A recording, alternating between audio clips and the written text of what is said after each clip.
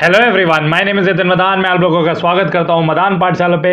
और आज हम इस चैप्टर को पूरा खत्म कर देंगे। ठीक है, फोर्थ पार्ट में मैं आप लोगों का स्वागत करता हूं।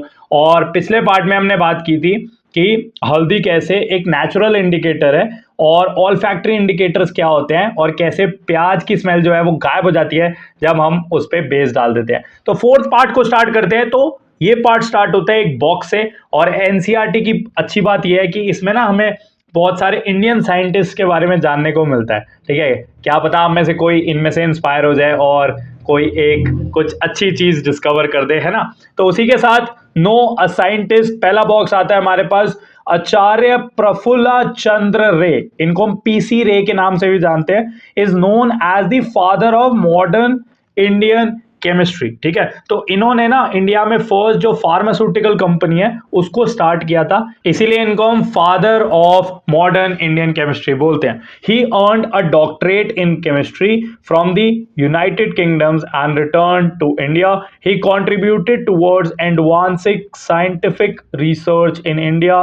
He also established India's first pharmaceutical company। देखो ये पॉइंट यहाँ पे सबसे ज्यादा जरूरी है। तो इन्होंने केमिस्ट्री में डॉक्टरेट की फ्रॉम यूनाइटेड किंगडम्स, उसके बाद ये इंडिया आ गए और इंडिया में इन्होंने फर्स्ट फार्मास्यूटिकल कंपनी खोली। आप लोगों को पता होगा फार्मास्यूटिकल कंपनी क्या होती है, जो दवाइयां बनाती हैं, ऐसी कंपनियां जो दवाइयां बनाती है। ठीक है, a company in the field of medicine. देखो यहाँ पे लिखा भी हुआ है इन 1901। ठीक है, तो काफी पहले इन्होंने एक फार्मास्यूटिकल कंपनी खोल दी थी।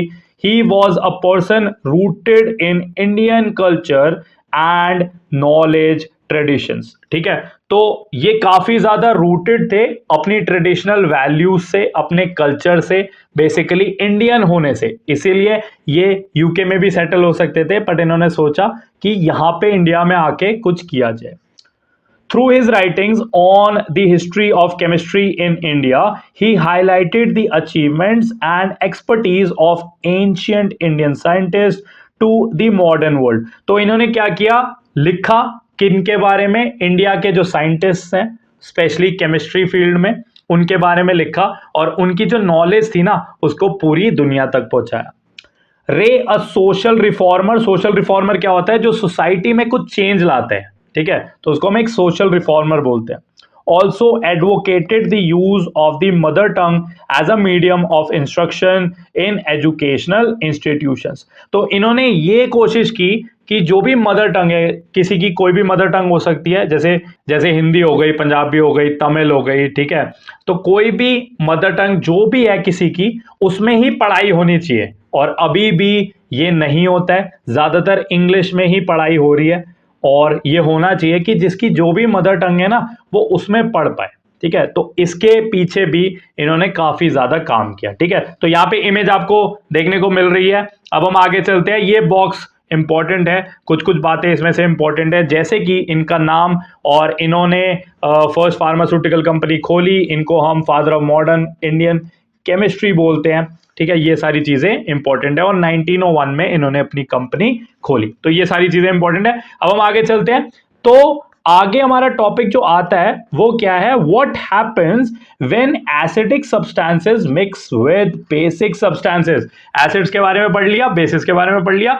अब जब दोनों को मिक्स करेंगे तो क्या होगा, तो उसके बारे में पढ़ना है। ठीक है, तो यहाँ पे देखो मैंने एक जीआईएफ लगाया जिसमें ना दो लोग लड़ रहे हैं। तो दो लोग लड़ रहे हैं, तो आपस में होगा क्या अगर एसिड और बेस को आप मिक्स कर दो, तो उसको जानते हैं। Let us investigate by performing the following experiment. ठीक है, तो एक एक्सपेरिमेंट करना है, एक एक्टिविटी करनी है। 2.7 let us experiment. Take 1 drop of lemon juice in a test tube and add around 20 drops of water to it. Observe the colour. तो सबसे पहले क्या करो, सबसे पहले लेमन जूस डालो। लेमन जूस क्या है, एसिड है। एक टेस्ट ट्यूब में लेमन जूस डाला और 20 ड्रॉप्स ऑफ वाटर डाली। ठीक है, 20 ड्रॉप पानी और 1 या 2 ड्रॉप आप लेमन जूस को डाल सकते हो। ठीक है, ऑब्जर्व द कलर। तो आपको कलर देखना है यहाँ पे। ठीक है, कलर देखना है। अब आपको क्या करना है, add a drop of blue litmus solution to it. क्या डालना है, ब्लू लिटमस सॉल्यूशन। मैंने आपको बताया था लिटमस आपका स्ट्रिप फॉर्म में भी होता है, पेपर के फॉर्म में भी होता है, और सॉल्यूशन मतलब लिक्विड के फॉर्म में भी होता है। तो ब्लू कलर का है वो, तो एसिड डालोगे तो क्या हो जाएगा, ब्लू से वो रेड हो जाएगा। ये बात हम पहले से ही पढ़ चुके हैं। ठीक है, do you observe any colour change, figure 2.10A, ठीक है। तो 2.10A में आपको ये फिगर दिख रही है, इसमें क्या हो रहा है कि कलर चेंज हो रहा है, ब्लू से वो रेड हो रहा है, देखो रेड कलर का सॉल्यूशन मिल गया, रेड कलर का, ठीक है। Slowly add drops of lime water to this test with the help of a dropper and swirl it well. अब आपको क्या डालना है, इसमें आप डालोगे लाइम वाटर, ठीक है। लाइम वाटर हमारा क्या है, बेस है, याद रखना, मैंने आपको फर्स्ट पार्ट में इसके बारे में बताया था। लाइम वाटर कैसे बनता है, आप चूने को पानी में घोल देते हो। तो अब आपने क्या करा, इसमें लिटमस जो सॉल्यूशन था आपका और इसमें जो लेमन जूस था उसमें आपने लाइम वाटर भी डाल दिया। जब आप इसको डालोगे, what do you observe, is there any change in the color of solution? तो अब आपको चेक करना है कि क्या हुआ, ठीक है। A stage comes when the color of the solution changes from red to blue, ठीक है। तो अब क्या होगा कि आपका रेड से कलर ब्लू हो जाएगा। तो पहले क्या था, पहले ब्लू था, ब्लू से क्या हुआ, रेड हुआ, रेड से फिर क्या हुआ, फिर ब्लू हुआ, ठीक है। तो वो ओरिजिनली जैसा था वैसा हो गया, ठीक है। मैं यहां पे लिख देता हूं, देखो पहले वो क्या था, ब्लू। क्यों ब्लू था, क्योंकि आपने ब्लू लिटमस लिया था, आपने क्या किया, उसमें लेमन जूस डाल दिया। तो लेमन जूस जब आपने डाला तो वो कैसा हो जाएगा, वो रेड हो जाएगा। क्यों हो जाएगा, क्योंकि आपने एसिड डाला, ठीक है। अब रेड था और रेड के अंदर हमने क्या डाल दिया, बेस डाल दिया। जब आप बेस डालोगे तो क्या होगा, वो वापस से ब्लू हो जाएगा। तो आप ये बोल सकते हो कि हम ब्लू से स्टार्ट हुए थे और हम कहां पहुंच गए, हम ब्लू पे ही पहुंच गए। तो जब हम ब्लू से स्टार्ट हुए और ब्लू पे ही पहुंच गए तो हम ये बोल सकते हैं कि कुछ नहीं हुआ, ना वो एसिड रहा ना वो बेस रहा। तो हम स्टार्टिंग में ही जहां से चले थे वहीं पे पहुंच गए, ब्लू से हम ब्लू पे ही पहुंच गए। समझ में आ गया। अगेन अब दोबारा से ही काम करना है आपको। Again add 1 drop of lemon juice to the above solution, ठीक है। दोबारा से इसको डाल देना और आपको अब देखना है कि क्या चेंज इन कलर आया। तो आपको यहां पे दिख रहा है फिगर 2.10b में कि colour of the solution on adding lime water, ठीक है। तो पहले वो रेड था, अब वो ब्लू हो गया, ठीक है। तो पहले ब्लू फिर रेड फिर ब्लू, समझ आ गई एक्टिविटी। पहले वो स्टार्ट हुआ ब्लू से, हमने उसमें एसिड डाला तो वो रेड हो गया, हमने उसमें बेस डाल दिया तो वो ब्लू हो गया, ठीक है। अब लास्ट में आप क्या कर रहे हो, फिर से उसमें लेमन जूस डाल रहे हो तो क्या हो जाएगा, वो फिर से रेड हो जाएगा, है ना। तो ऐसे हमारी ये एक्टिविटी जो है वो चल रही है। अब हम आगे चलते हैं। Initially when a drop of blue litmus solution is added to the lemon juice solution the colour of the solution turns red. तो जैसे मैं आपको बता रहा हूं कि वो ब्लू से क्या हुआ, वो रेड हो गया। When lime water is added to this test tube, the color of the solution eventually changes from red to blue. ठीक है, तो अब क्या हुआ, वो रेड से ब्लू हो गया। This shows that the solution in the test tube is no longer acidic. तो ये दिखा रहा है कि अब वो एसिडिक नहीं रहा। आपने लेमन जूस डाला था, उसके बाद आपने लाइम वाटर डाला तो वो एसिड नहीं रहा ना। लेमन जूस का जो इफेक्ट था वो लाइम वाटर ने पूरा का पूरा क्या कर दिया, न्यूट्रलाइज कर दिया, उसको खत्म कर दिया। Lime water has neutralised the effect of the acid. तो एसिड का जो इफेक्ट है ना वो बेस हमारा न्यूट्रलाइज कर देता है। जैसे एसिडिटी हो रही होती है, पेट में भी हमारा एसिड है, तो एसिडिटी हो रही होती है तो क्या करते हो, इनो ले लेते हो। तो इनो हमारा बेस का काम करता है और वो जो हमारे स्टमक के एसिड है ना उसको न्यूट्रलाइज कर देता है, उसके इफेक्ट को खत्म कर देता है।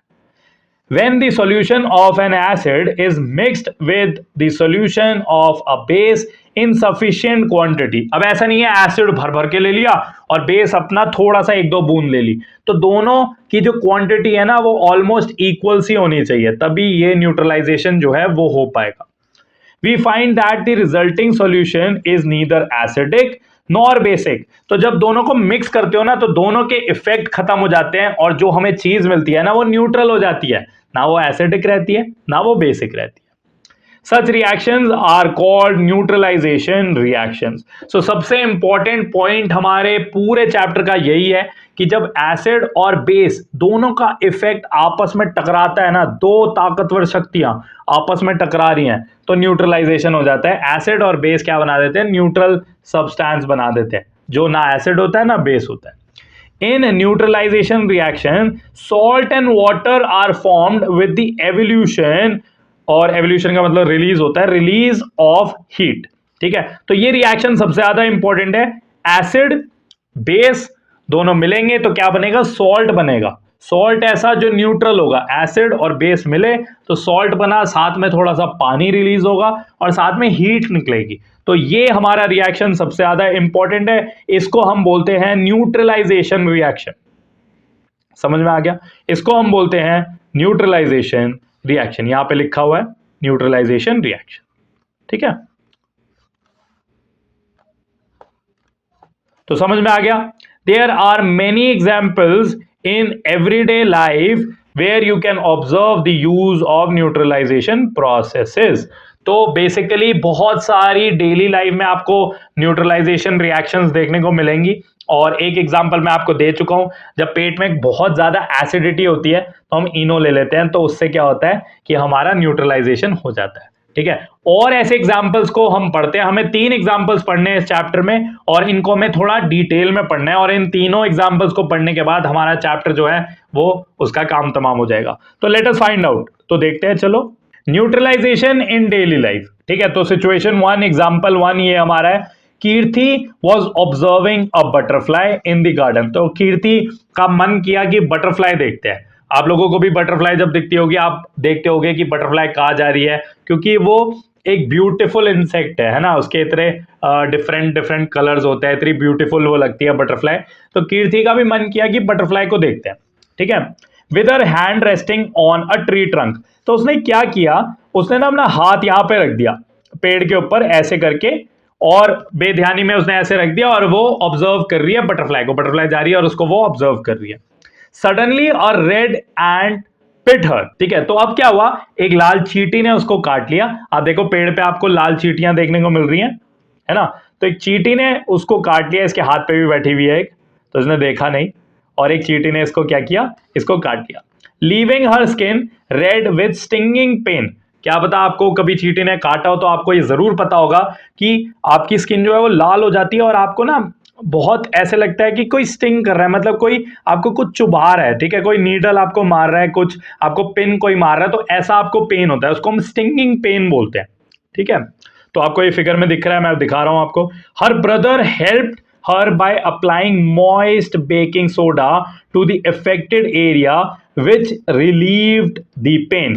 तो इसके ब्रदर जिसका नाम है अश्विन, अश्विन ने क्या किया, अश्विन ने बेकिंग सोडा सॉल्यूशन लगा दिया। ठीक है, बेकिंग सोडा सॉल्यूशन लगा दिया, और उससे क्या हुआ कि कीर्ति के जो पेन में रिलीफ आ गया। ठीक है, तो इसके भाई ने दिमाग लगाया और बेकिंग सोडा सॉल्यूशन को लगा दिया।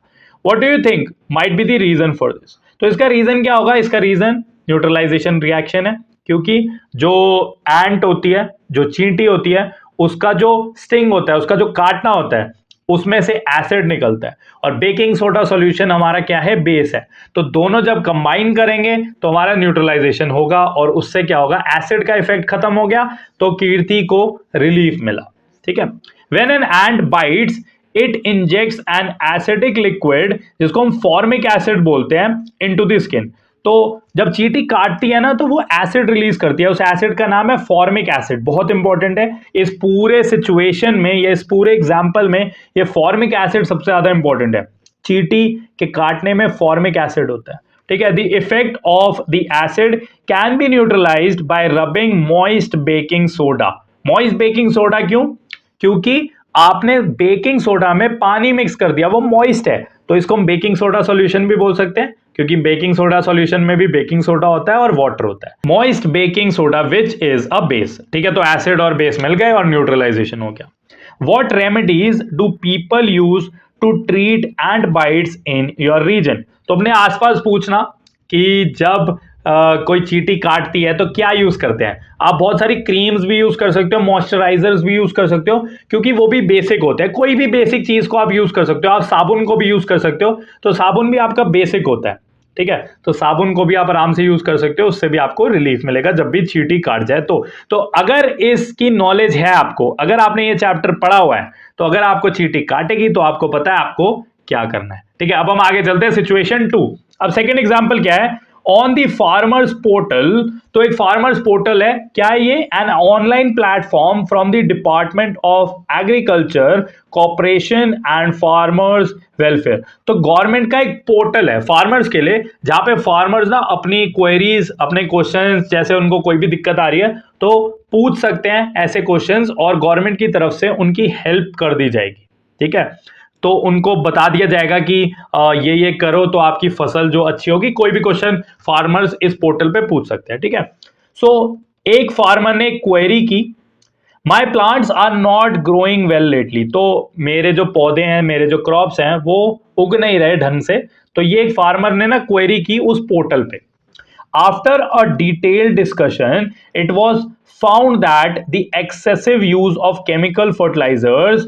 और केमिकल फर्टिलाइजर्स क्या होते हैं? तो जब उसने क्वेरी की ना फार्मर ने, तो वहां से जवाब आया, बहुत ज्यादा डिस्कशन हुई, मतलब मैसेजेस हुए या फोन पे बात हुई, तो उससे ये निकल के आया कि फार्मर बहुत ज्यादा केमिकल फर्टिलाइजर्स डाल रहा है। अब केमिकल फर्टिलाइजर्स क्या होते हैं तो उसके बारे में बता देता हूं। Substances added to soil to help plants grow better. अब फर्टिलाइजर्स क्या होते हैं? ऐसे सब्सटेंसेस जो डाले जाते हैं जिससे प्लांट को ना न्यूट्रिएंट्स मिलते हैं। जैसे प्लांट को नाइट्रोजन चाहिए होता है, तो नाइट्रोजन कहां से मिलेगा? फर्टिलाइजर से मिलेगा। तो फर्टिलाइजर्स ऐसे केमिकल्स होते हैं जिसको डाला जाता है जिससे क्रॉप जो है ना वो अच्छे से ग्रो हो, प्लांट जो है वो अच्छे से ग्रो हो। आपने देखा होगा कि स्प्रे से ऐसे डाल रहे होते हैं फर्टिलाइजर्स। तो फर्टिलाइजर्स, केमिकल फर्टिलाइजर्स ऐसे डाले जाते हैं जिससे प्लांट अच्छे से ग्रो। तो ज्यादा डाल दिए फार्मर ने, जिससे सॉइल जो है वो एसिडिक हो गई। सॉइल एसिडिक हो गई क्योंकि वो केमिकल्स होते हैं, वो ज्यादा डाल दो ना तो सॉइल हमारी एसिडिक हो जाती है। तो सॉइल जब एसिडिक हो गई तो प्लांट के लिए ज्यादा एसिडिक सॉइल अच्छी नहीं है, ज्यादा बेसिक सॉइल भी अच्छी नहीं है। तो सॉइल काफी ज्यादा एसिडिक हो गई। अब आगे चलते हैं। What remedy might be provided to him. अब क्या आप सॉल्यूशन दोगे? अगर आप उस पोर्टल में उस बंदे की जगह होते जो फार्मर को सॉल्यूशन दे रहा है, तो आप क्या सॉल्यूशन देते? सॉइल ज्यादा एसिडिक है तो उसको बेसिक कर दो, ताकि क्या हो? न्यूट्रलाइजेशन हो जाए, है ना। एसिड ज्यादा है तो बेस ज्यादा डाल दो, तो बेस ज्यादा डाल दो, ये सिंपल सा सॉल्यूशन है। When the soil is too acidic, the plants do not grow well. It can be treated with lime, which is a base. ठीक है, लाइम डाल दो। लाइम क्या है? हमारा चूना। ठीक है, फर्स्ट पार्ट में बताया था मैंने, चूना। तो चूना डाल दो। तो देखो फार्मर क्या कर रहा है, ये व्हाइट कलर का जो पाउडर है इसको डाल रहा है पूरे सॉइल के अंदर। ठीक है, ये व्हाइट कलर का पाउडर, तो ये चूना है, तो ये बेस है, इसको अच्छे से मिक्स कर दो। तो चूने को पूरा डाल देंगे। If the soil is basic, organic matter like manure and composted leaves are added to it. अब अगर इसकी जगह ये होता कि फार्मर बोलता कि मेरी सॉइल बहुत ज्यादा बेसिक हो गई है, बहुत ज्यादा चूना डाल दिया है, बहुत बेसिक हो गई है, उसको एसिडिक करना है, तो क्या करेंगे? जो वेस्ट होता है ना, जैसे लीव्स, जो पत्तियां होती हैं, सूखी हुई पत्तियां, उसको डाल देंगे। जो भी वेस्ट है आपका, आपका काउ डंग हो गया, ठीक है, आपका कोई भी वेस्ट, आपके फ्रूट्स हो गए, आपके वेजिटेबल्स, सड़ी हुई वेजिटेबल्स हो गई, तो वो सारा जो मैटर है, जो आपका बायोडिग्रेडेबल वेस्ट होता है, शायद आपने इसके बारे में पढ़ा हो, जो भी आपका नेचुरल मैटर है, नेचुरल जो भी आपका वेस्ट है, उस सबको डाल दो। उस सबको डाल दो तो सॉइल क्या होगी? एसिडिक हो जाएगी। Organic matter releases acids that neutralize the basic nature of the soil. तो मैन्योर आप लोगों को पता होगा, आप लोगों ने शायद घर पे देखा होगा, बनाया भी होगा शायद। तो इसमें कुछ नहीं करते हम, मिट्टी में ना जो ऑर्गेनिक वेस्ट होता है, जैसे आपके घर में कोई खाना बच गया तो वो डाल दो, लीव्स हो गई वो डाल दो, वो सब डाल के आप उसको सॉइल के साथ अच्छे से मिक्स कर दो। तो आपका 2 या 3 महीने बाद आपका मैन्योर बन जाता है। उसको सॉइल के साथ डाल दो और मिक्स कर दो तो आपका मैन्योर बन जाता है। ठीक है, और फार्मर्स अपने जो सॉइल में ये मैन्योर डालते रहते हैं ताकि जो न्यूट्रिएंट्स है ना वो प्रॉपरली मिल सके प्लांट को। ठीक है, तो जब भी आपका सॉइल बेसिक हो जाए तो उसमें क्या करो? उसमें ये नेचुरल सब्सटेंसेस, ऑर्गेनिक मैटर जो है वो बढ़ा दो। Sometimes the soil may be neutral, but the plants growing in it may still show poor health. कभी कभी क्या होता है, सॉइल तो न्यूट्रल है, एसिड भी बराबर है, बेस भी बराबर है, सॉइल हमारी न्यूट्रल है, बट प्लांट्स फिर भी ग्रो नहीं कर रहे, which can be due to the deficiency of nutrients in the soil. तो कभी कभी क्या होता है, सॉइल बिल्कुल सही है लेकिन सॉइल में न्यूट्रिएंट्स ही नहीं है। अब न्यूट्रिएंट्स कैसे डालते हैं? या तो मैन्योर डालो या फर्टिलाइजर डालो। ठीक है, बट आपको दोनों का जो अमाउंट है ना वो ऐसे डालना है कि ज्यादा एसिड भी ना हो जाए और ज्यादा बेस भी ना हो जाए। ठीक है। तो ये न्यूट्रलाइजेशन हो रहा है एसिडिक नेचर ऑफ सॉइल, जहां से हमारी ये कहानी स्टार्ट हुई थी। अब हम थर्ड केस पे चलते हैं, थर्ड हमारा जो सिचुएशन है उस पे चलते हैं। अब अश्विन के जो फ्रेंड है, अश्विन का एक फ्रेंड है Gurbir, stage near an industrial area. तो ये गुरबीर जो है ये रहता है कि इंडस्ट्रियल एरिया के पास। इंडस्ट्रियल एरिया क्या होता है? ऐसा एरिया जहां आसपास बहुत सारी फैक्ट्रीज हैं, बहुत सारी इंडस्ट्रीज है। He shared with him that the fish population in his neighborhood lake was declining day by day. तो उसने अश्विन को बताया कि जो उसके घर के पास एक लेक है, उसमें ना फिशेस जो है वो कम हो रही हैं, धीरे धीरे करके फिश जो है वो कम हो रही है। आपने भी ये देखा होगा, कोई आपके घर के पास कोई नदी हो, कोई तालाब हो, तो उसमें धीरे धीरे करके फिशेस हमारी कम होती जा रही हैं। तो यही गुरबीर ने अश्विन को बताया। What do you think might be the cause for this? आपको क्या लगता है क्या रीजन होगा इसका? It may be due to factory waste being released into the lake. तो ये हो सकता है कि फैक्ट्री और इंडस्ट्री में से जो भी वेस्ट आ रहा है वो सारा का सारा उस लेक में डाल दिया जा रहा है। If the factory waste is acidic in nature, what could be done to save the fish in the lake? अगर जो वेस्ट है वो एसिडिक है तो क्या करें? तो क्या करें जिससे हमारी फिशेस जो है वो ना मरे? अगर वो एसिडिक है तो उसमें बेस डाल दो, है ना, उसमें बेस डाल दो ताकि जो आपकी लेक है वो आपकी अनइफेक्टेड रहे, एसिड और बेस उसमें बराबर रहे। The factory waste can be neutralized by adding basic substances before released into the lake. Let us wrap up. ठीक है, तो ये समझ आ गया कि आप उसमें क्या करोगे, आप उसमें बेस डाल दोगे, बट स्टिल जो आपका पॉल्यूशन है वो तो रहेगा ही। ऐसा नहीं है कि आपका एसिड बेस बराबर रहा तो आपकी फिशेस जो है वो सर्वाइव कर पाएंगी, बट स्टिल जो आपका नंबर है वो इतना ज्यादा कम नहीं होगा फिशेस का। Now, can you explain why the words "Welcome to the wonderful world of science" appeared on Ashwin and Kirti's paper sheets when the liquid was sprayed on them? तो आप लोगों को याद होगा हमने इस चैप्टर को कहां से स्टार्ट किया था। फर्स्ट पार्ट में देखना कि अश्विन और कीर्ति के हाथ में एक पेपर पकड़ा दिया गया। उनके स्कूल में नेशनल साइंस डे चल रहा था, ठीक है, तो उनके हाथ में एक पेपर पकड़ा दिया गया और उस पर स्प्रे मारा गया। ठीक है, उस पे स्प्रे मारा गया। देखो ये लड़की स्प्रे लेके खड़ी हुई है, तो ये क्या कर रही है, स्प्रे मार रही है। और जैसे ही स्प्रे मारा तो क्या हुआ कि ये लिखा हुआ आ गया। क्या लिखा हुआ आ गया? Welcome to the wonderful world of science. तो अब रीजन समझ आ गया कि क्यों लिखा हुआ आ गया ये सब। ठीक है, हम पहले बहुत ज्यादा कंफ्यूज हो रहे थे कि ये क्या हो गया कि हमने स्प्रे मारा और वर्ड्स लिखे हुए आ गए, बट अब आपको समझ आ गया होगा। Do you think that one possibility could be using a turmeric solution for the spraying liquid and a soap solution for writing on the paper? तो समझ में आ गया, जो लिक्विड है आपका वो क्या है, वो टर्मरिक सॉल्यूशन है और सोप सॉल्यूशन पे उस पे लिखा गया है। तो जैसे ही वो टर्मरिक और सोप सॉल्यूशन कंबाइन होगा तो क्या होगा, वो रेड कलर का हो जाएगा। तो रेड कलर से क्या होगा, वो लिखा हुआ आ जाएगा। अपने लास्ट पार्ट को खत्म करते हैं। हमने पढ़ लिया एसिड्स के बारे में, बेसिक सब्सटेंसेस के बारे में और न्यूट्रल्स के बारे में। और my name is Yatin Madan, I am signing off. और मैं इस चैप्टर को खत्म करता हूं। मैं आपसे मिलूंगा नेक्स्ट चैप्टर में। और हमारी 7th के साथ साथ 8th की भी सीरीज चल रही है, तो उसको भी जाके देख सकते हो। अगर कोई बड़ा भाई बहन या दोस्त यार है तो उसको भी बता देना। बाकी लाइक कर देना और शेयर कर देना with your friends and channel को सब्सक्राइब कर देना। My name is Yatin Madan, bye bye and take care.